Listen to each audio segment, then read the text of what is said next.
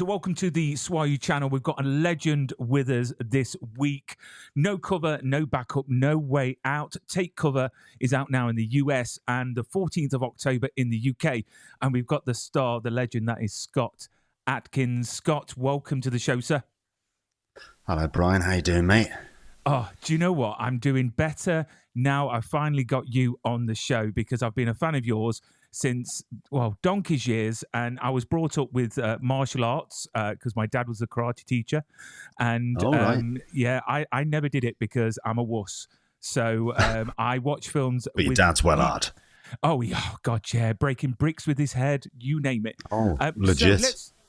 So let's talk about Take Cover because I've had the opportunity to watch it. It's a great movie. I'm positive I didn't blink once throughout the whole film. And it kept me on the edge of my seat, especially with the bullets, with a crack. And you never know when the next bullet was going to arrive. Exactly. So you've portrayed a lot of intense action roles in your career, Scott. How did you approach this character in Take Cover, different to how you've approached your characters in past work? Well, yeah, you try and understand what the tone of the film is, and it's definitely got some strong emotional beats, and the character is, Sam. I was going to call him a character of the last movie I did then. Sam is, he's a good guy deep down, but he's kind of lost his way, but he's got a lot of angst.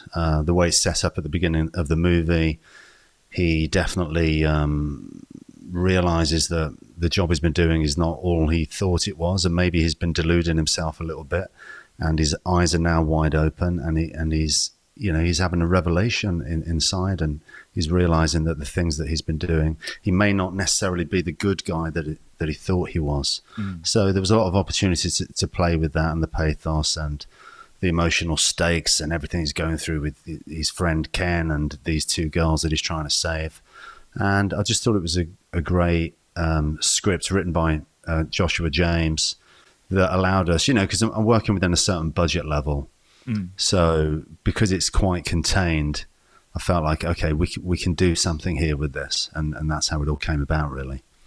I mean, when you say it's quite contained, the majority of the film is heavily just based around this hotel room, a bit like Die Hard, like at the top of the Nakatomi. It's phone booth with action. It's phone booth with action. Exactly. Yeah. I mean, how did you think? What was your thoughts when you first got the script and you knew it was going to be mainly in just one room? I mean, does that affect the way that you approach things? Well, being honest, because I always am, sometimes to my detriment. I thought, look, this is achievable at the sort of budget level that I'm normally awarded. So I thought it was. There's a lot of fun in the scripts between my character and Ken. So there's that buddy sort of aspect there. But there's a lot of opportunity for inventive action and drama and comedy.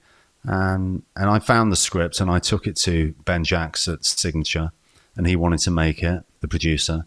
And then we handpicked the director, Nick McKinless, to come along and shoot it. And what we loved about Nick was that he's from the stunt world. He's a long-time stuntman, stunt coordinator, done some massive movies. But he really had a great take on the emotion of the script, and he wanted to zero in on that, which you don't get from a lot of the stunt guys. They're thinking action first. And of course we have that. But he was very much interested in certain aspects within the script about faith and all this sort of stuff. And yeah, he seemed to tick all the boxes. What I liked about this movie is that it's very well balanced with the action, the intense scenes, but then you mentioned the comedy. And Jack Parr, that plays Ken, he's a local lad. He's from where I'm from. He's coming on the show next week. Yeah, great, yeah. He's from Mansfield. Love Jack. And I love how you, the characters are with each other. In the scene in the lift, was that ad-libbed at all? Because when he's saying certain words to you, was that scripted or was that just literally? It was completely scripted. It was completely scripted and quite juvenile humour, which I enjoy, but it's not for everyone. But I do enjoy that. But no, because I worked with Jack on One Shot, and he's a great actor, and we got along fabulously, and we've got a good chemistry on and off screen. So I really wanted Jack to have that role, and he's great in the film. But yeah, he's fantastic. It's I won't give anything away. And we see him throw a few punches in the movie. So do you think he's got a few? I said to him, mate, I'm going to make you an action star, and we did. And he certainly looked like one in the movie. I mean, he owes me more than one beer now. Yeah. I mean, in this movie, the choreography of the fighting is just absolutely spectacular. How much input do you have in that, in the way of making it the way it does on screen? I have a lot of input, but I've always got a team around me that's very talented, if not more.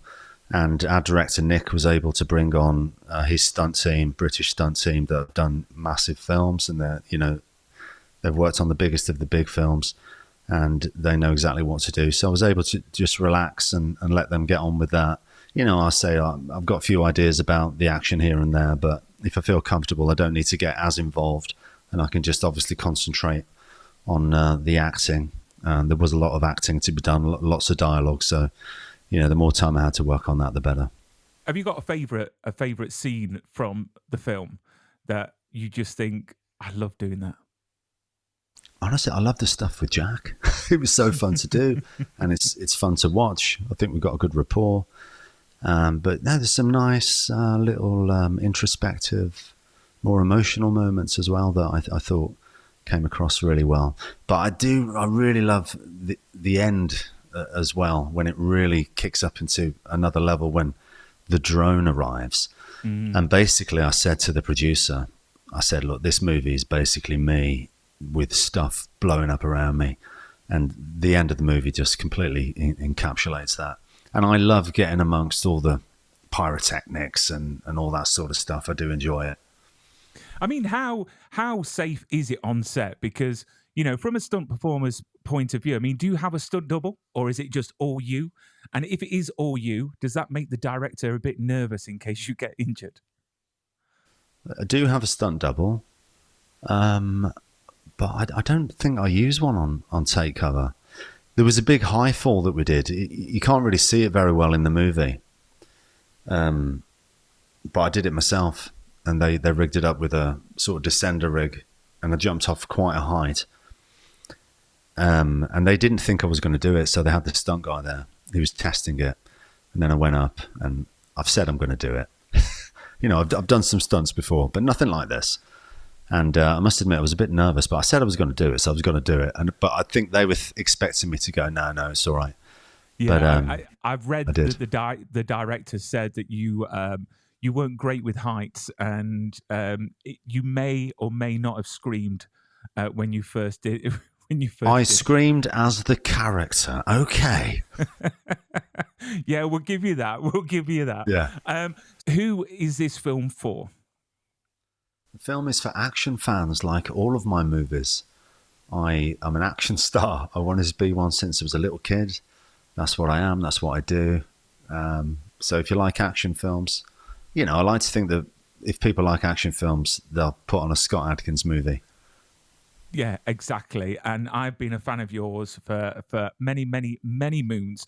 Thank you so much for coming on to the show. It's been an absolute pleasure to speak to you.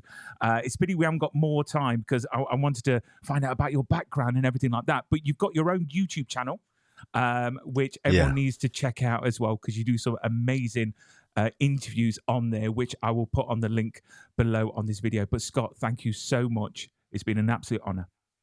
Oh, thanks, Brian. Thanks for that, mate. I appreciate it. Let's do it again. Oh, definitely. Right.